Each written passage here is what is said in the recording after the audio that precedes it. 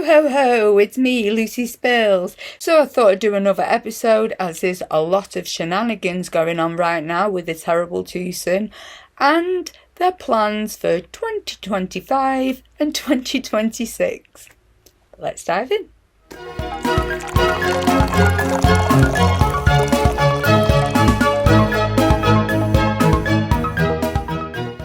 Everything I talk about in my videos is my opinion only, so sit back, relax, grab yourself a cuppa or a drink of your choice and enjoy.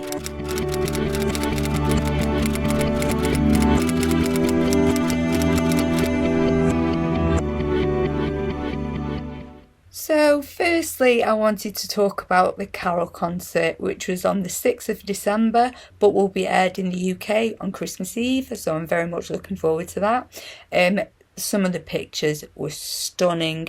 Princess Catherine, as usual, and she does this thing in such a dignified way.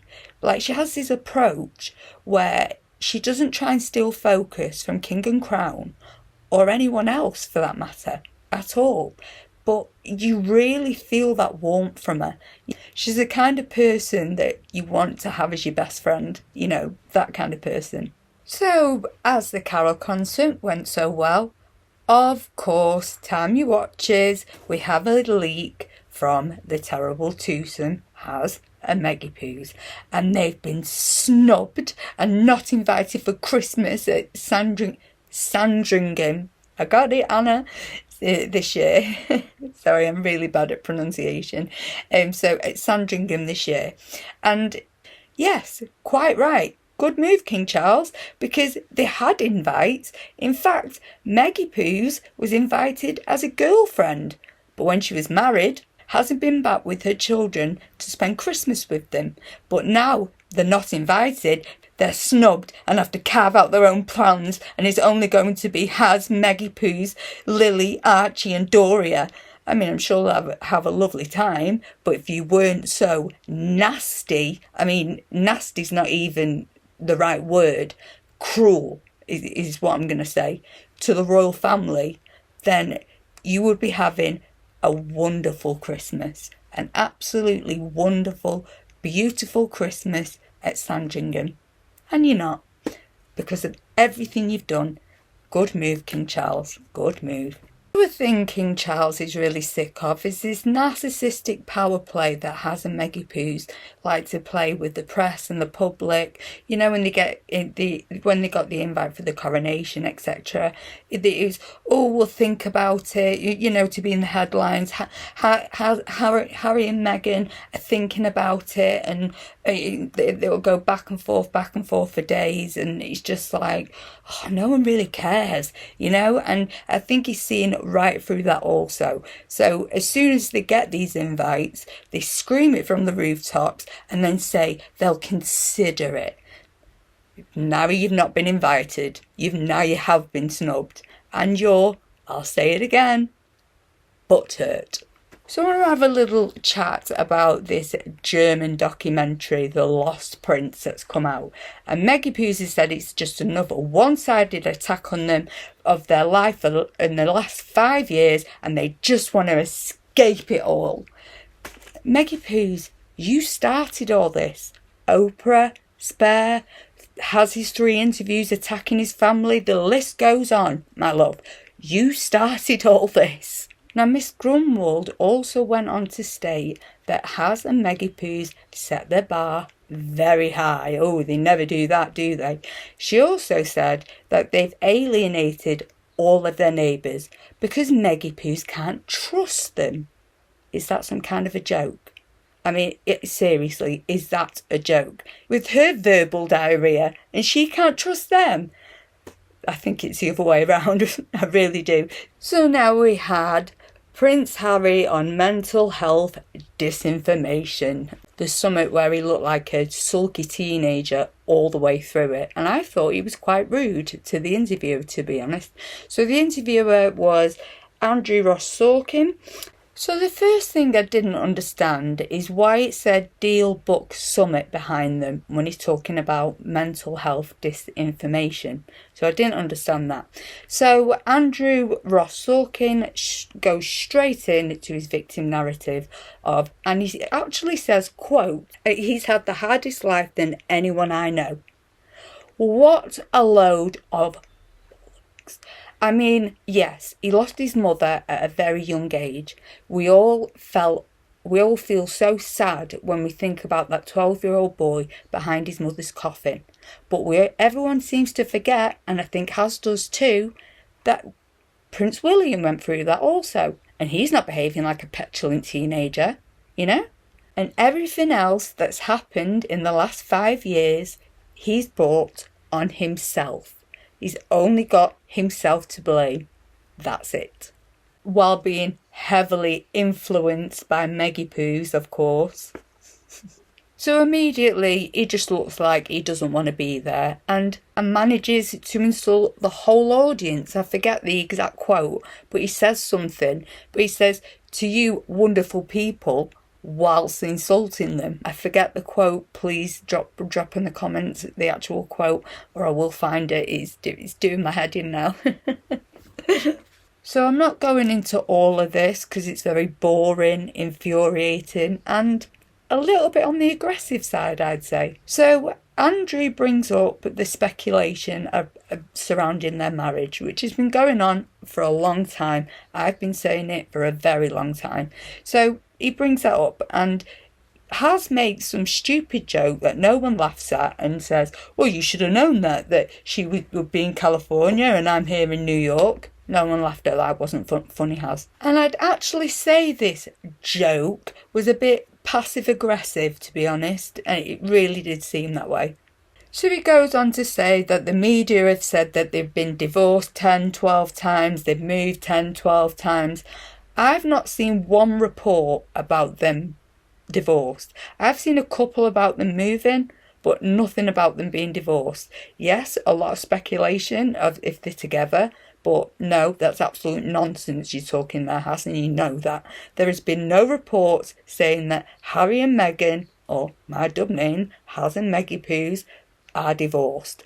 I have not seen one report. Fact check me if you have, but I'm pretty sure there isn't any. So we all know that Has and Meggie Poos aren't very good at telling the truth, are they? So there's another nice load of lies about the tabloids about being divorced 10, 12 times. And he's going to make such a fool of himself in court. He really, really is. And then the effing dimwit says he feels sorry for us. We're all trolls for speculating about them. They've never been together. They've not been seen together for 3 months since Tyler Perry's birthday. So yeah, of course people are going to speculate. You're celebrities. So yeah, we're all trolls for speculating, and he feels sorry for us.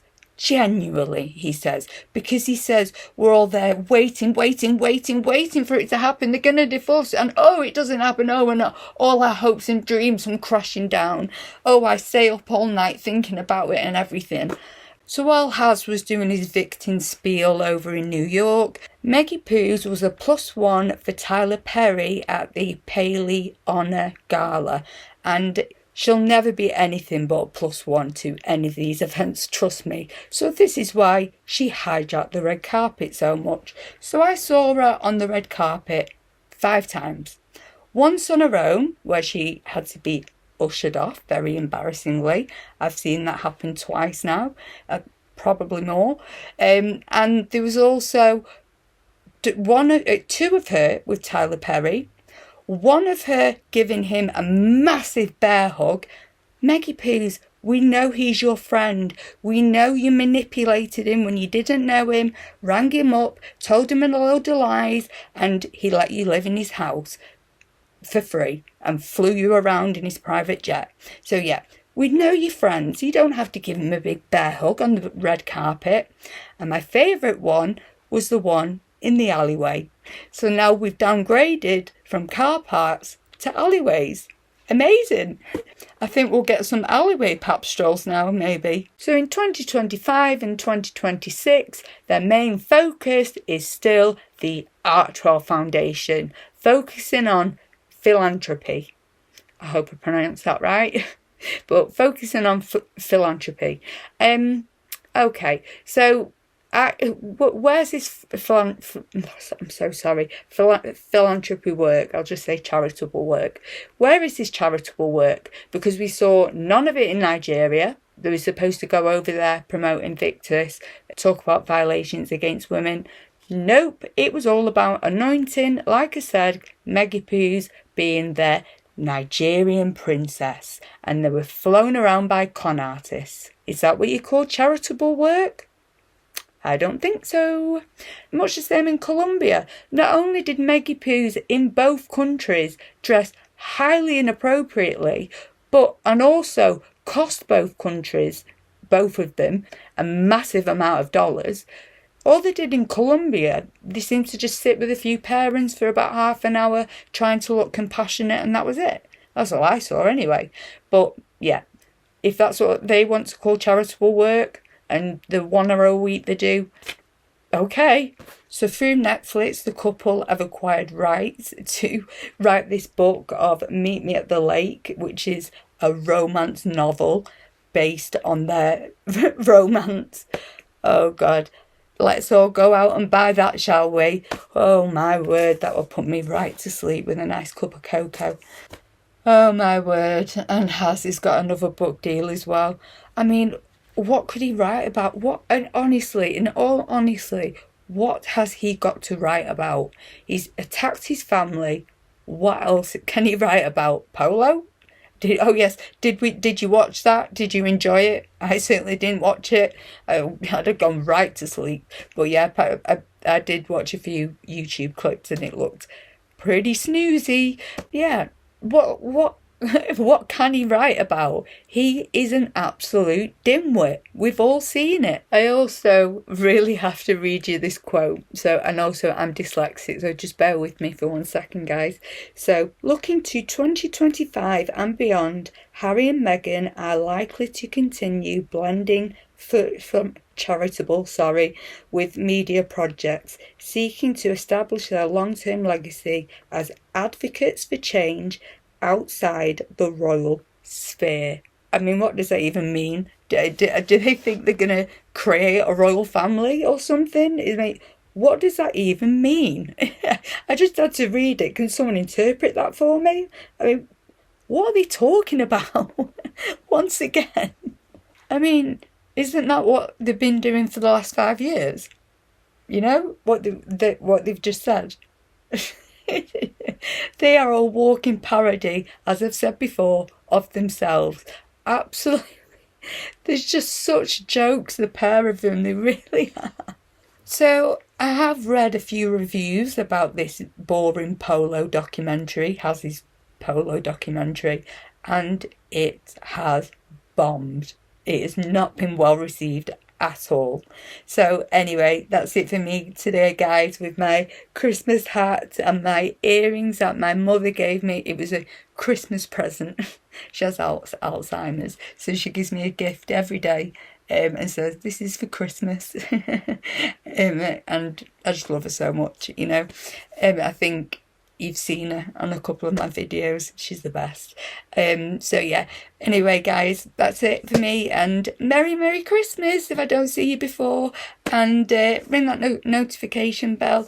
And my misshapen claw. Thank you everyone for subscribing and getting me to my goal, getting me on my way to my goal to 1k subs. It really means the world to me. Thank you so much. Much love and Merry Christmas!